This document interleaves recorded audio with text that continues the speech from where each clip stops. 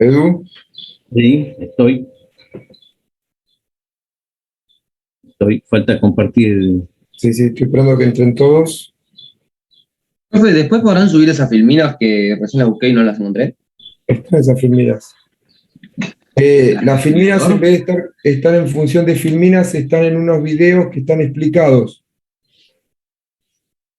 Estas filminas.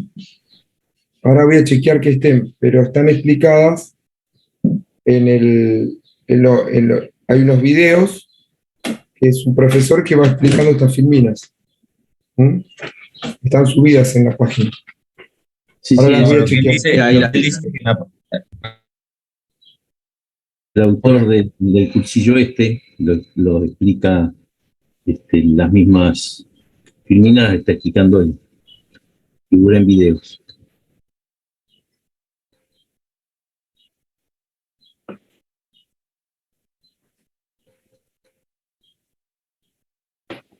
Pero Julio, vos decís que están en el campus, esas. ¿Sí? Ahora me fijo, si no están, las subimos.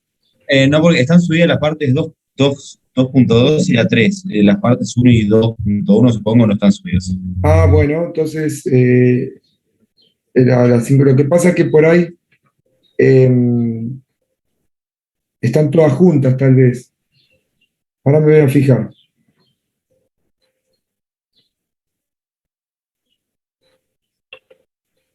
Bueno, seguimos. Acá está lo que estuvimos viendo, ¿no es cierto? Nuestro electroimán, que generando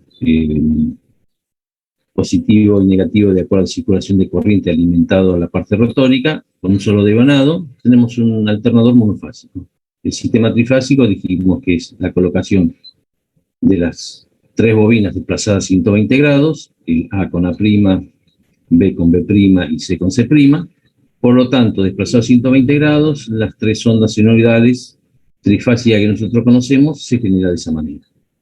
Y lo que decíamos, como figura en el electroimán, ¿no es cierto?, norte-sur, generado a través de ese electroimán, yo variando la corriente que aplico de continua a esa bobina, la intensidad del campo magnético lo puedo variar. Por lo tanto, puedo variar la fuerza electromotriz inducida en las bobinas del estator o del inducido. Vamos a la otra filmina. Bueno, esto es para seguirlo. Fíjense lo que les dije, ¿no es cierto? En los cuales, de acuerdo al conexionado que yo haga en nuestras bobinas, lo puedo conectar en estrella, haciendo el centro de estrella, los principios fin de bobina, y tengo el sistema de RCT, y en triángulo, principio y fin de bobina con principio y fin de la otra, nuestro sistema, vamos a tener un sistema trifásico. Entonces, las fases que nosotros tenemos, fase R, fase T, fase R, S y T, va a depender del sentido que nosotros estemos girando nuestro motor de impulso. Si nosotros invertimos el sentido, la terna se nos invierte. Entonces, ya tenemos dos cosas que hacemos. O cambiamos la intensidad del campo magnético para cambiar el valor máximo de la fuerza electromotriz inducida, o podemos cambiar la secuencia que nosotros tenemos de generación. Y siguiendo el orden, digamos, uniendo los principios respecto al fin de bobina, ¿cierto? Nosotros tenemos un sistema en estrella que voy a tener la posibilidad de hacer un conexionado de una tensión compuesta, ¿no es cierto? Fíjense cómo nuestro sistema trifásico, a través de un método muy sencillo de generación, lo podemos manejar lo que ya conocen de electrotécnica. Bueno, esto es más de lo mismo. Fíjense, positivo y negativo, el JK, que lo van a encontrar, digamos, en la bornera de la máquina. JK es la alimentación del circuito de excitación con continua, a través de un sistema de anillos, alimenta la bobina, que está en gris ahí para generar el norte y el sur, y el motor de impulso es el que me va a dar el movimiento de rotación, mi energía mecánica. Entonces, cuando nosotros ese norte-sur lo movemos y va a enfrentar la espira que está en amarillo, que figura una espira simbólica, que puede ser una bobina completa, ¿cierto? El lado útil de la bobina es el lado R de la bobina, ¿cierto? La cabeza de la bobina no corta línea de fuerza, por lo tanto no se induce fuerza electromotriz, sirve para dar continuidad al lado R de la bobina con el otro lado de la bobina, y me permite producir esa inducción senoidal en la espira UX. La otra sería BI, y después sería la otra bobina 120 grados después. Fíjense, está la bobina S, la bobina R y la bobina T. Que no están los conductores, sino que están las cavidades para poder poner las bobinas en la parte escatórica. Sí, esto es muy reiterativo hasta que, bueno, se van a dar cuenta que constructivamente es muy sencilla la máquina.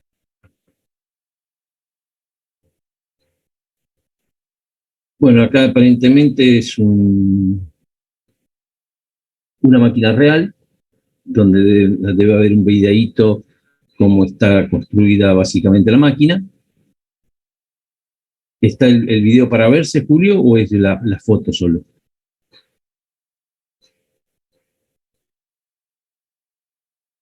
¿Querés que justo ahora veamos el video? Está bueno, si querés, Sí, dame un sí, segundito. así ven realmente, ya dejamos los esquemas y ven constructivamente cómo es una máquina real, ¿no?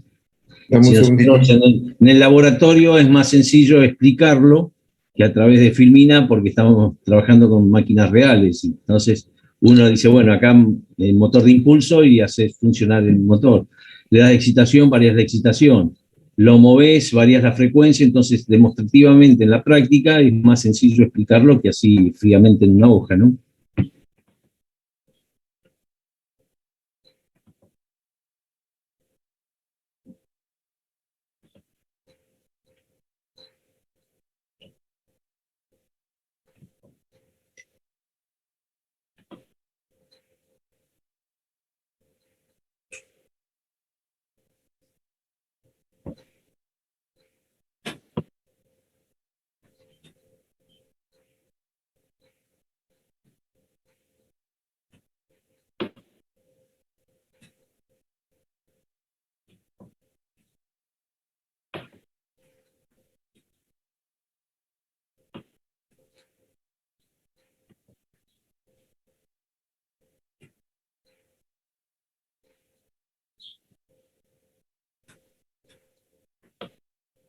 ¿Estamos?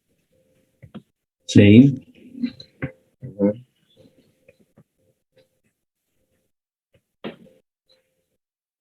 Podemos arrancar con este, Eduardo.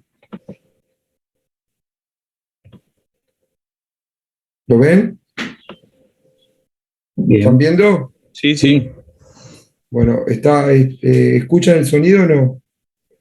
No. Bueno, preferible, porque no está en inglés. No sé si querés que lo Fíjense, dejes. fíjense que en el eje, ¿no es cierto?, lo que vemos en la parte posterior de la máquina, tiene como un sistema de acople en el cual a través de un manchón se pone la máquina de impulso, que puede ser una turbina, ¿no es cierto?, un motor a combustión interna o cualquier elemento que me suministre energía mecánica. Entonces, yo con eso logro la rotación de nuestra parte inductora. Y en el estator tenemos las bobinas, ¿cierto? Que dijimos, si es un sistema trifásico, 3 bobinas desplazadas 120 grados. A través del sistema de bornes, el inductor y los anillos rozantes, vamos a acceder a nuestra parte rotórica para darle módulo a la fuerza electromotriz. El sistema de la máquina se genera a través de un sistema electromagnético de inducción, por eso se llama máquina de inducción, y sincrónica, ¿ven? Como necesita, fíjese, la flecha, ahí parece un azul. Son las dos posibilidades que teníamos, o un campo magnético fijo y algo está pasando, Julio, ahí.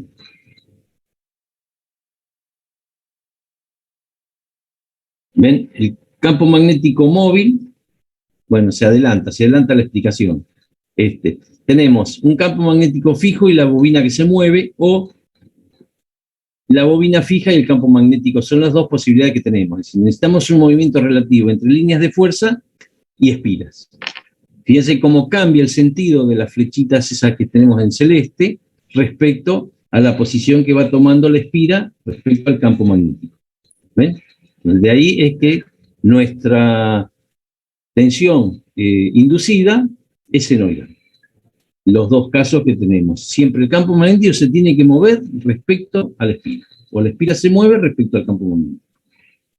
Efectivamente, el ser humano agarró y produjo esta máquina, un estator y un rotor, con su sistema también, ven, en este caso, en vez de tener un polo norte y un polo sur, tiene multipolos. Quiere decir que la máquina, ¿no es cierto?, va a girar a cierta cantidad de vueltas para lograr la frecuencia que yo necesito, en función de la formulita que ya conocía, que relaciona frecuencia con el número de polos. Entonces, al hacer electroimanes de valor constante, los norte y sur van girando. Respecto a las bobinas que tenemos en el estator. Entonces, introducido ese rotor con un campo magnético giratorio, va a inducir en el estator fuerzas electromotrices. Esa máquina se llama de polos salientes, rotor de polos salientes. O sea, profe, que podés hacer girar ese rotor un poco más lento y ponerle más polos para llegar a ese momento. Exacto. De ahí la fórmula 60 por 50 sobre el número par de polos. A medida que pones mayor cantidad de polos, más lenta es.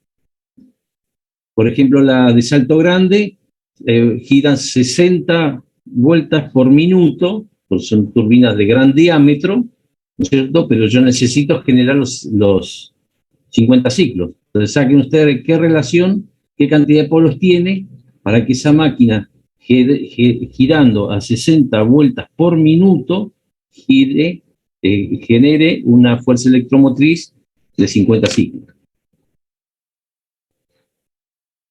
Bueno, acá está el polo saliente, dos polos salientes, las bobinas, ¿no es cierto?, alimentados con continuo. Entonces fíjese cómo están conectadas de forma tal, positivo o negativo, la continuidad principio y fin, las polaridades que se me generan con la alimentación continua.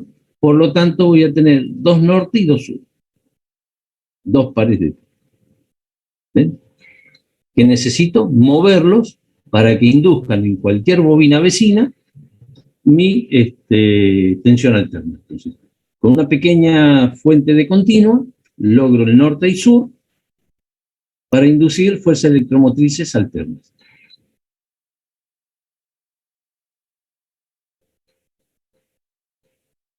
¿Ven? Ahí puso una bobina desplazada a 120 grados, es decir, perdón, una bobina en una posición. Entonces, en los bordes, en el principio y fin, me va a inducir la tensión alterna, que son las flechas entrante y saliente, cada uno de los semiciclos. Al poner las tres, hacemos el sistema trifásico. ¿Ven? Ahí está en marrón, lo que se me genera esa bobina. ¿Ven? Ese sería un generador alternador monofásico.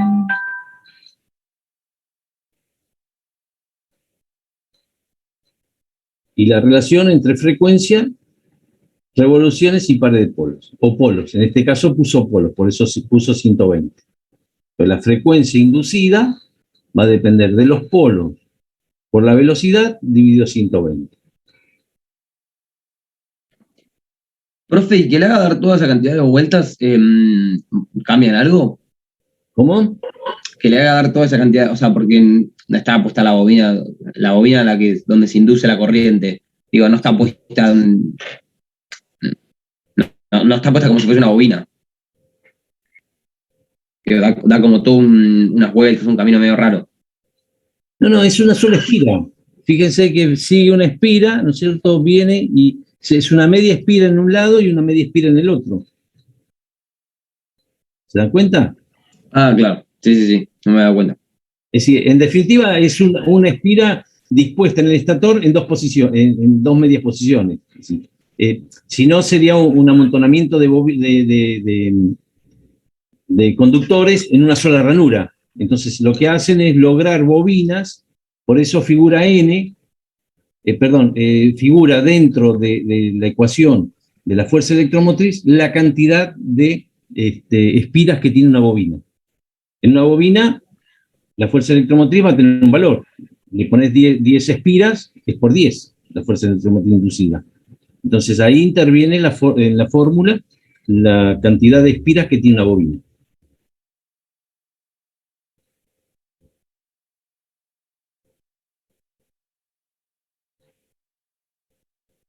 Acá lo importante es que hay una sincronización entre la cantidad el número de vueltas que damos y la frecuencia. ¿Ven? Y ahí están puestas las tres, desplazadas 120 grados. En general, en un extremo estas tres bobinas se conectan, en este caso está conectado en estrella. ¿Ven? Entonces tenemos nuestro sistema trifásico desplazado, la roja, la azul y la amarilla, desplazado de acuerdo al enfrentamiento del polo norte y del polo sur respecto a esa esquina. En este caso, como el dibujito es americano, tiene que girar a 1800 RPM para que me dé una frecuencia de 60 ciclos. ¿Bien? ¿Esto es lo que carga la batería de un auto? Exactamente. Nada más que el alternador pasa por un sistema de diodos y nuestra tensión alterna que se genera en el alternadorcito lo transforma en continua para poder cargar una batería de continua. Pero partimos de una generación alterna. Anteriormente los vehículos tenían un generador de continua, porque no habían aplicado la generación alterna. Generaban continua para cargar baterías y se llamaba dínamo. En este caso, si con la evolución, máquinas más pequeñas, lo que dijimos, la alterna es una máquina más pequeña que una máquina de continua para la misma potencia, lo que hacemos es generar alterna, ponemos a la salida unos diodos y rectificamos. Es decir, recortamos la onda senoidal y hacemos ondas pulsantes. Claro, por eso cuando no usas el auto se te descarga, porque...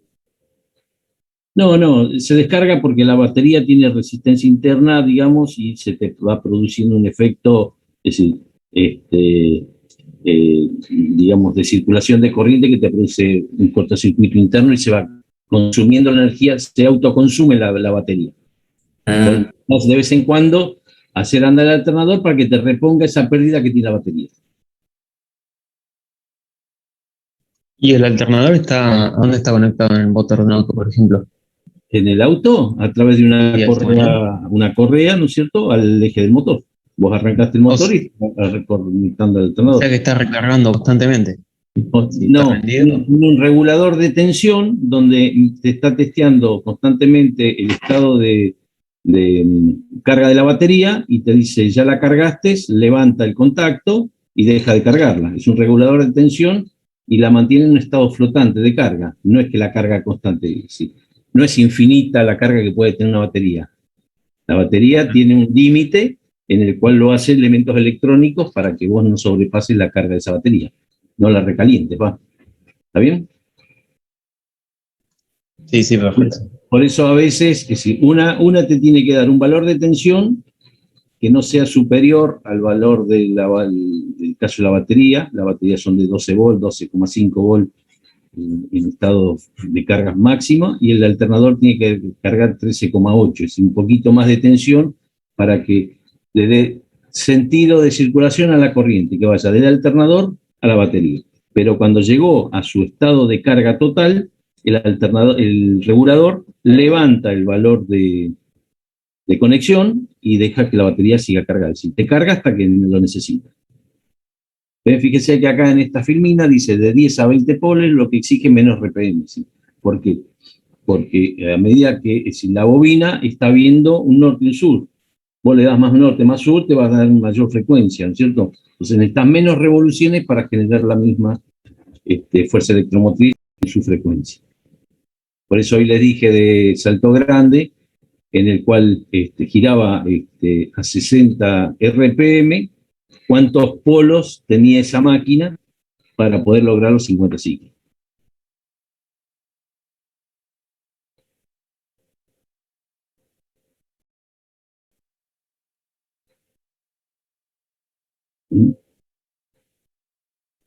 Creo que yo no entiendo bien por qué usa bobinas ahí. O sea, Te vuelvo a repetir, vos ahí estás viendo norte-sur, ¿no es cierto? Con bobinas alimentadas con continua, es un electroimán. Va a ser siempre constante, ¿no es cierto? El norte va a ser siempre norte, el sur va a ser sur, porque la polaridad te la está dando el sentido de circulación de la corriente en continua. Si yo a esa bobina, en vez de darle un valor de corriente de excitación que me cree un flujo, le doy mayor, ese norte va a ser más intenso o menos intenso, ¿de acuerdo? Es decir, ustedes saben que la fuerza electromotriz es B de inducción por L por B. Entonces, esa inducción B va a depender de la parte magnética de la máquina. Yo estoy creando más campo magnético con un valor de corriente de excitación. Entonces, lo hago manejable porque yo necesito, vuelvo a decir, si yo ese norte es más intenso que otro menor, yo voy a lograr, digamos, un valor variable de tensión que estoy induciendo. La tengo que manejar, la tengo que poner una excitación, un campo magnético de intensidad variable o manejable. o sea que esas bobinas están alimentadas con continua. Exacto. Una batería, ponele. Necesitas. Sí, una batería, una fuente de alimentación o un generador de continua adosado al mismo eje, que está generando continua para alimentar. Pero puedo decirle cuánta corriente de excitación va ahí a través de un sistema de reóstato, por ejemplo. Entonces le digo, más amperaje o menos amperaje, te va a dar más campo magnético o menos. Entonces manejo el módulo de la tensión. Mientras que si ese norte y sur fueran imanes, eso es fijo. La tensión inducida es de valor fijo. Seguimos, Julio. Lo importante ahí es que vean el principio de generación, que es un campo magnético que se mueve a través del giro que le doy con el motor de impulso. El núcleo de cada polo es usado para transferir y, lógicamente, la construcción está hecha con sistemas laminados. Reducen las energías debido a la formación de corrientes paralelas. Punto, no. Ahí está puesto el devanado, fíjense, un sistema de 12 polos, porque debe tener 12 pares de polos las bobinitas, entonces va a inducir, y lógicamente esa bobina, para tener mayor eficiencia, se coloca dentro de un núcleo magnético. Entonces, y para acceder a nuestros polos rotantes, se hace a través de anillos, que la corriente continua se suministra desde una fuente externa, que se acopla al eje de movimiento, ¿no es cierto? ¿Ven? Esa excitatriz es un generador de continua que lo van a ver cuando veamos máquina de continua. O una batería o una fuente. Entonces yo accedo a alimentar a mi rotor a través de esos anillos rosantes con esos carbones.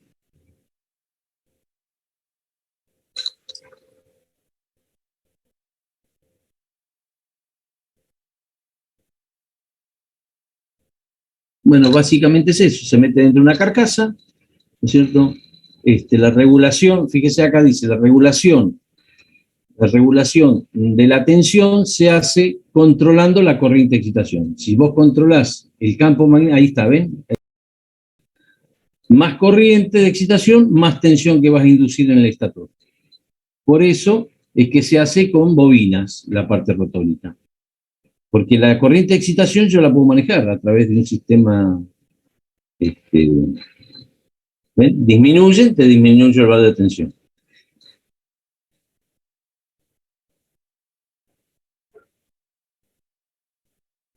Pero ponele, sí. en un grupo electrógeno es con imanes, ¿o no? Porque necesitas no tener energía de. Sí, porque tenés un motor. No, es verdad. Espérenme un segundito. Hay un sistema, digamos, ustedes lo que necesitan es testear continuamente qué tensión están generando. Por ejemplo, vamos a generar un grupo electrógeno que lo citaron recién, 220 volts.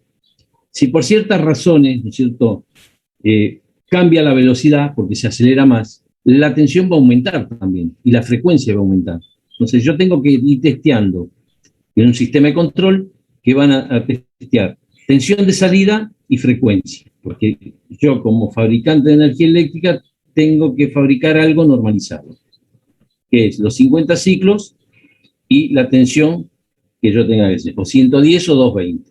Entonces, yo tengo que testear esa tensión de salida y esa frecuencia. Cuando algo de eso cambió, supongamos que se genera porque cambió la velocidad, genera más tensión y más frecuencia, yo tengo que trabajar sobre la corriente de excitación para que baje el módulo de tensión. Y tengo que trabajar sobre el carburador para que baje la velocidad. Entonces hay un sistema, un circuito, un elemento cerrado, un sistema de alimentación de control de brazo cerrado, en el cual yo controlo lo que tengo que fabricar. Porque son todas variables muy fáciles de modificar. ¿Sí? Si el motor de explosión, por ciertas razones, tose, disminuyó la velocidad, me cayó la tensión, me cayó la frecuencia. Entonces la carga va a ver lo que yo le estoy generando. Entonces, sí o sí, hay un gobierno de esa máquina, un automatismo, el cual me dice, no, pará, está bajando la velocidad, aumentala, a través del sistema bomba inyectora o carburador. O, en el caso de turbina, la apertura de agua, de la caída de agua. Cerrar o abrir. Entonces, ese gobierno me permite manejar mis variables que yo quiero lograr en función de las variables que puedo manejar. Que ya lo saben, es la corriente de excitación y la velocidad. ¿Sí? La máquina no tiene grandes cosas. Un imán de intensidad variable y una velocidad de acuerdo al motor de impulso. Entonces, con esas dos variables yo tengo que manejarme para poder desarrollar el producto que quiero fabricar, que es la energía eléctrica de parámetros constantes. ¿Se entendió?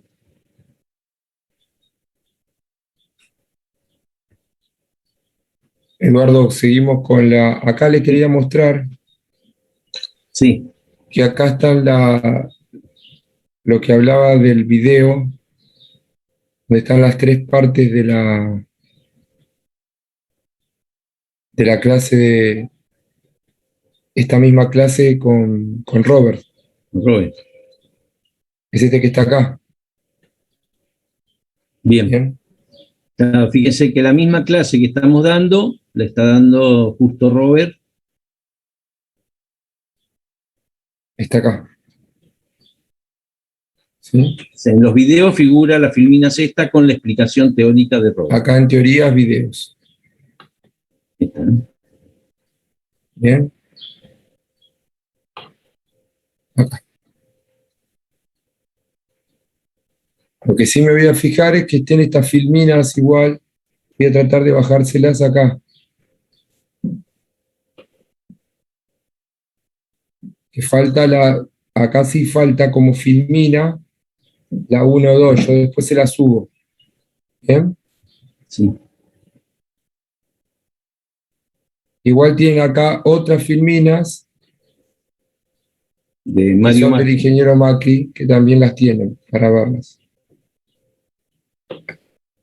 Bueno, ¿seguimos, Edu? Seguimos.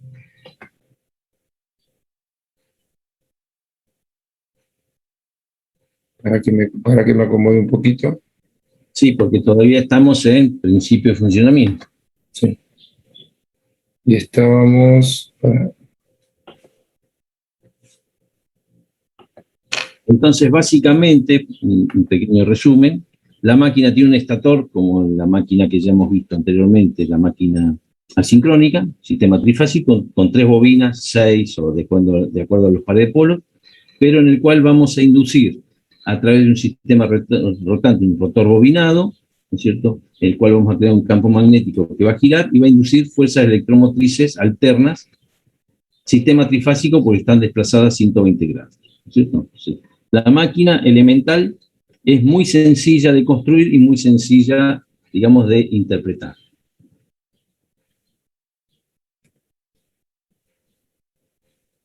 Bueno, acá lo que figura, fíjense que el estator es el mismo y los dos tipos de rotores en los aspectos constructivos. Rotor liso, elevadas, es decir, rotor liso, ¿por qué?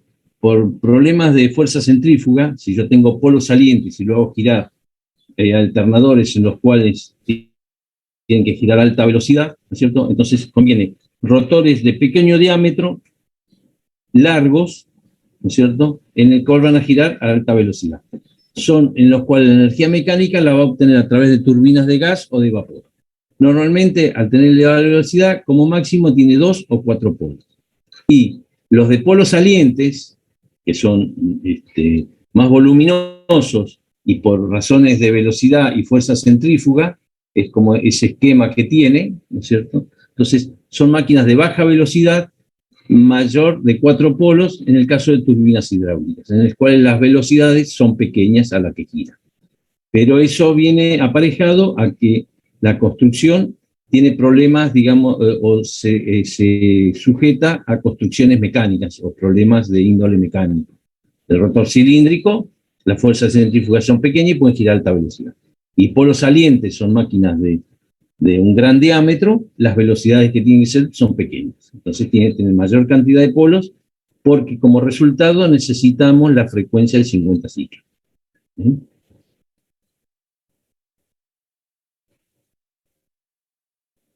Vemos la otra filmina.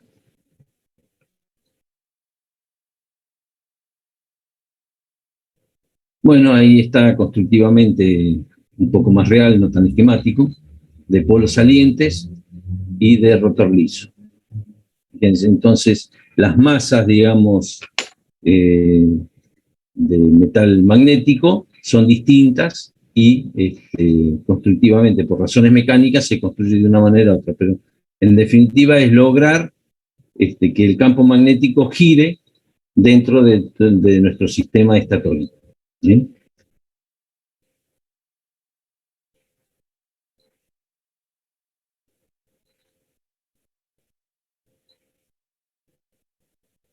Esto es más de lo mismo, no voy a repetirlo, como está relacionado las revoluciones con los pares de polos y obtener la frecuencia, sale la fórmula esa de n por p sobre 60 la frecuencia. Entonces, 2 pares de polos, P igual 2, en la bobina AA, una vuelta del rotor implica 2 periodos de la fuerza electromotriz. Entonces tengo que bajar el número de vueltas para obtener el mismo periodo. Si las N son las RPM del rotor, la frecuencia será la frecuencia 2 polos sobre 60. A medida que aumenta, los pares de polos van a ir cambiando. ¿Sí? La velocidad va a disminuir para lograr la misma frecuencia. ¿Sí? Eso es la correlatividad que tenemos entre revoluciones y pares de polos. Profe, te hago una consulta que creo que lo habías dicho antes, pero no lo llegué a notar. Vos habías dicho que la tensión inducida en el estator aumenta si aumentás la intensidad con que alimentás al rotor. Y también aumenta si aumentás la velocidad. Exacto.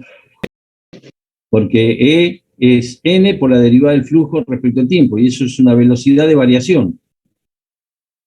¿Cierto? Claro, pero el tema es que aumentando la velocidad modificas la frecuencia. También. Exacto, es decir, no es un parámetro independiente, velocidad, ¿no es cierto? Velocidad y corriente de excitación. Una depende de otra, es decir, vos variaste, cualquiera que varías, estás variando. Eso ya lo vamos a ver cuando la máquina la hagamos funcionar para entrar en paralelo con otro alternador. Cómo tenemos que ir tocando las dos para lograr el compromiso de que se me cumplan las dos condiciones. Bien, perfecto, gracias. Bueno, acá es lo mismo, es decir, la frecuencia está relacionada con los pares de polos y la velocidad, la ecuación. Turboalternadores, fíjense cómo está la excitatriz, el generador, ¿no es cierto? El sistema, bueno, todo el sistema que nosotros tenemos, de la turbina, las turbinas de gas y toda la historia, cómo logramos el motor de impulso. Entonces, la máquina motriz, una turbina de vapor o una turbina de gas. Altas revoluciones, bajos pares de polos, es máquina de rotor liso. Porque las velocidades grandes no pueden tener fuerzas centrífugas que me desmenucen, vamos a decirlo así, los bobinados por fuerza centrífuga, entonces tengo que tener un rotor liso, de pequeño diámetro y gran longitud. Entonces, las máquinas de turboalternadores que trabajan con turbinas son máquinas de rotor liso. Ahí está asociando cuando es una máquina de gran cantidad de polos y cuando una máquina de pequeña cantidad de polos en función de la velocidad que va a girar. Pues ya les digo, es problema. Fíjense acá, esto es una central, ¿no es cierto? Un tubo alternador, Entonces, fíjense la máquina, qué tamaño tiene. Lástima que en esta imagen no hay una persona, pero una persona calculo que debe tener eso fácil 5 o 6 metros. Las piezas, esa parte amarilla, ¿cierto? Que es el turbo alternador. ¿Cómo está? Pero acá hay una puerta, Eduardo, mirá. Para que vean más o menos el tamaño de una puerta. ¿La ven? Sí, acá lo dibujó Julio. Al lado de la pieza es azul, una puertita, ¿cierto? Donde da referencia al tamaño de una persona. O sea, una central, en el cual está alimentado por turbinas de vapor o turbina de gas, ¿no es cierto? Tienen esas dimensiones. Entonces, como son masas rotantes de gran velocidad, no pueden tener grandes diámetros. Ahora va a sacar seguro una central hidráulica, en el cual son de bajas revoluciones. Bueno, es lo mismo. 4 polos, rotor liso, el estator, el rotor y la máquina armada. Son 30 MVA. Gira 1500 RPM y entre 1500 y 1800, de acuerdo a si es 50 o 60 ciclos.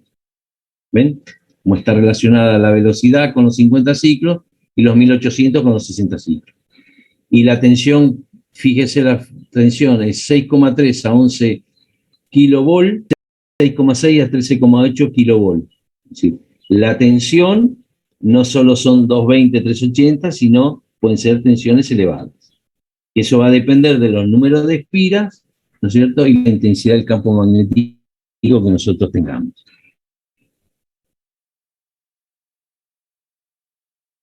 Estamos viendo alternadores. Bueno, un hidroalternador, ¿no es cierto? Un nivel de agua, una caída de agua, ¿no es cierto? Baja desde un nivel de un dique a través de un canal de acceso a las turbinas. Ese movimiento de la turbina a través de un eje vertical mueve el generador, que está en la parte de la imagen derecha, ¿no es cierto? Fíjese en el rotor, el diámetro que tiene frente al tamaño del eje. Entonces, esa máquina tiene que ser de muy bajas vueltas porque los polos tienen que ser elevados para lograr esos 50 ciclos. Como la frecuencia está impuesta por una red, el número de polos será tanto mayor cuanto menor sea la velocidad. Esto es bien aclaratorio. ¿Bien? Sí.